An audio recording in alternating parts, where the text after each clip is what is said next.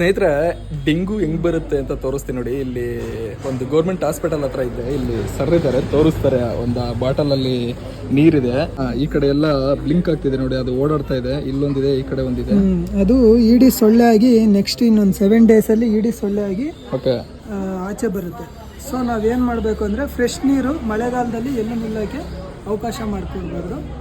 So ಇವಾಗ ನಮ್ಗಳ ಜವಾಬ್ದಾರಿ ಏನಂದರೆ ಡೆಂಗ್ಯೂ ಅವೇರ್ನೆಸ್ಗೆ ಮಳೆಗಾಲ ಇರೋದ್ರಿಂದ ಎಲ್ಲೂ ನೀರು ನಿಲ್ಲದೆ ಇರೋ ಥರ ನಾವು ವಹಿಸ್ಕೋಬೇಕು. ಅದೇ ಮೇಯ್ನ್ ನಮ್ಮ ಜವಾಬ್ದಾರಿ. ಆಮೇಲೆ ಫುಲ್ ಶೆಲ್ಟ್ ಯೂಸ್ ಮಾಡಿ ಮಾರ್ನಿಂಗ್ ಟೈಮು.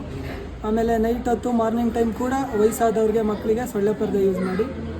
ಸೊ ಆದಷ್ಟು ಸೊಳ್ಳೆಯಿಂದ ನಾವು ಸೇಫ್ಟಿ ಆಗಿರೋಣ, ತಡೆಗಟ್ಟಬಹುದು ಅಂತ. ಸ್ನೇಹಿತರೆ, ಅವ್ರು ಹೇಳ್ದಂಗೆ ಮನೆಯಲ್ಲಾಗಲಿ ಅಥವಾ ನಾವು ಎಲ್ಲೆಲ್ಲಿ ಜಾಸ್ತಿ ನೀರುಗಳನ್ನ ಕೆಲವು ಸರಿ ಹಂಗೆ ಸ್ಟೋರ್ ಮಾಡಿ ಇಟ್ಕೊಂಡಿರ್ತೀವಿ, ಅದು ಆಗಬಾರ್ದು ಅಂತ ಎಚ್ಚರಿಸಿದ್ದಾರೆ ನೋಡಿ.